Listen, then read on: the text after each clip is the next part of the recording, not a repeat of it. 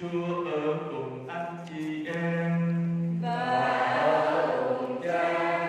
Tin mừng Chúa Giêsu Kitô theo Thánh Gioan. Lạy Chúa, vinh danh Chúa. Gần đến lễ vượt qua của người Do Thái, Đức Giêsu lên đền thánh Giê-ru-sa-lem. Người thấy trong đền thờ có những kẻ bánh chiên, bò, bồ câu và những người đang ngồi đổi tiền. Người liền lấy dây làm roi mà xua đuổi tất cả chiên cũng như bò ra khỏi đền thờ.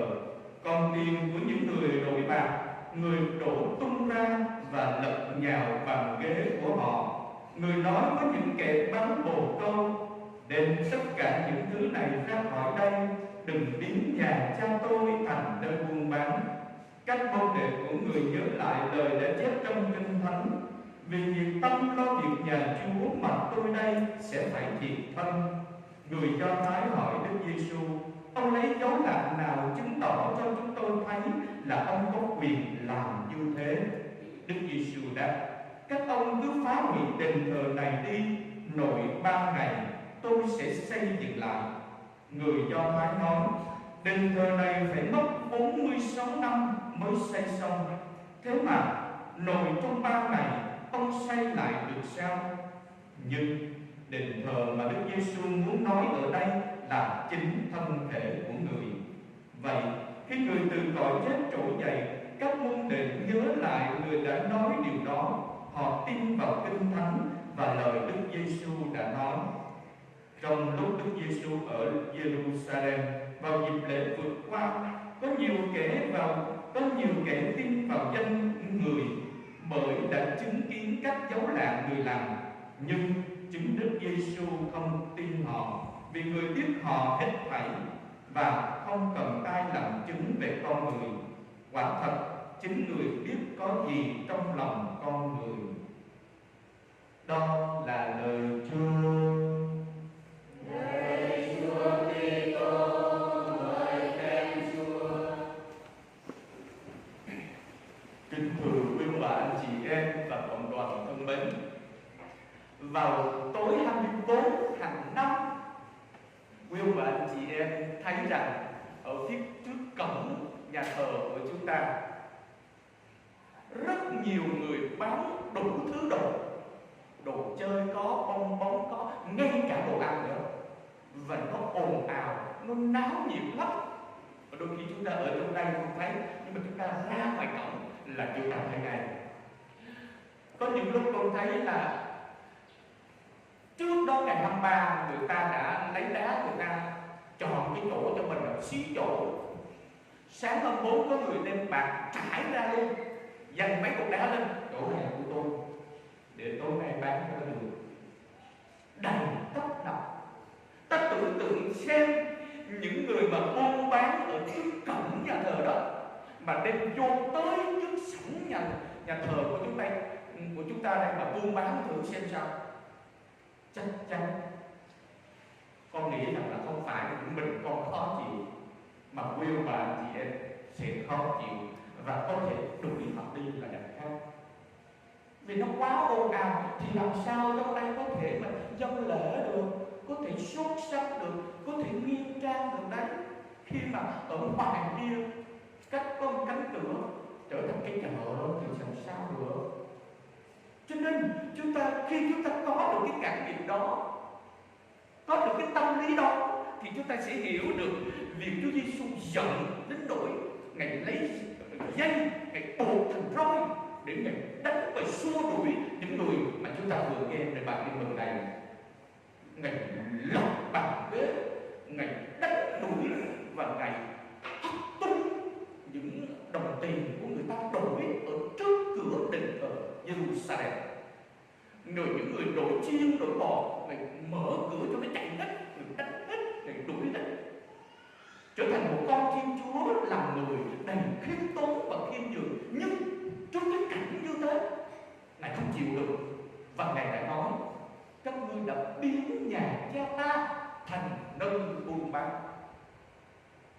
Chúng ta có được ở trong cái hoàn cảnh của Chúa Giêsu, và một lần trong đời mình đã cảm nghiệm được điều đó, thì chúng ta sẽ thấy rằng chúng ta sẽ là bởi vì Ngài không thể có thể để cho nhà của cha của mình trở thành nơi buôn bán.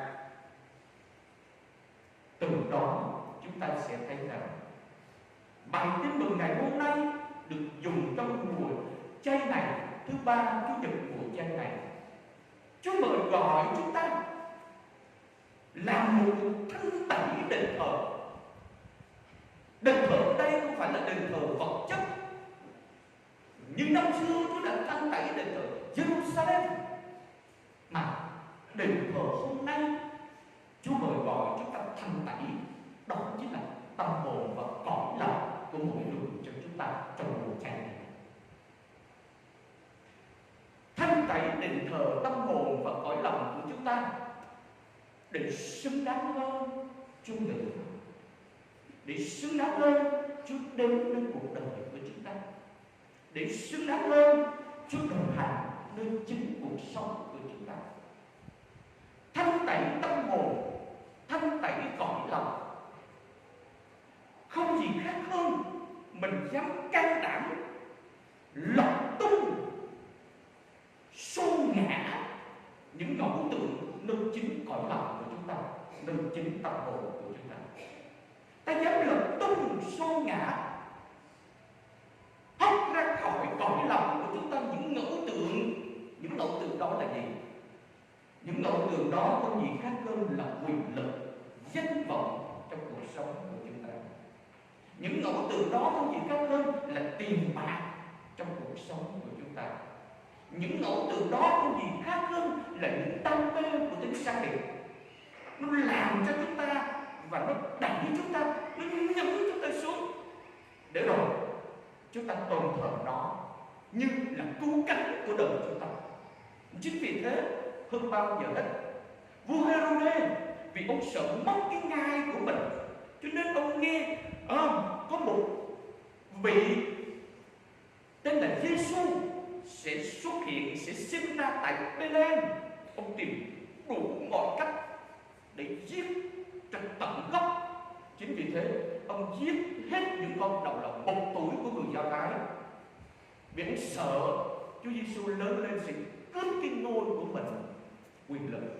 Nó làm cho ông không còn nhận ra ơn của Độ. Thứ nhất, ngẫu tượng thứ nhất đó là ngẫu tượng là quyền lực. Ngẫu tượng thứ hai trong cuộc đời của chúng ta đó là tiền bạc. Judas ham tiền cho nên sẵn sàng bán Chúa 30 đồng bạc. Trong cuộc sống của chúng ta như vậy, đôi khi chúng ta để cho đồng tiền nó lèo lái và nhấn chìm cuộc đời của chúng ta. Chỉ vì 1 đồng tiền, chỉ vì 100.000, chỉ vì 1 triệu thôi, người ta có thể giết nhau.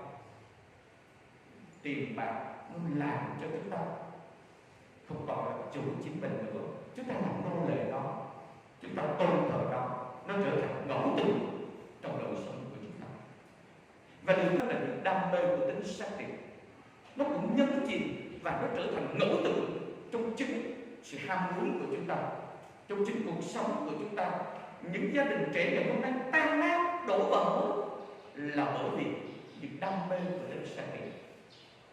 Hôm nay Chúa mời gọi chúng ta chuyển hóa những ngẫu tượng nơi chính tâm hồn và cõi lòng của chúng ta sang một đời sống tích cực, tốt lành hơn nữa.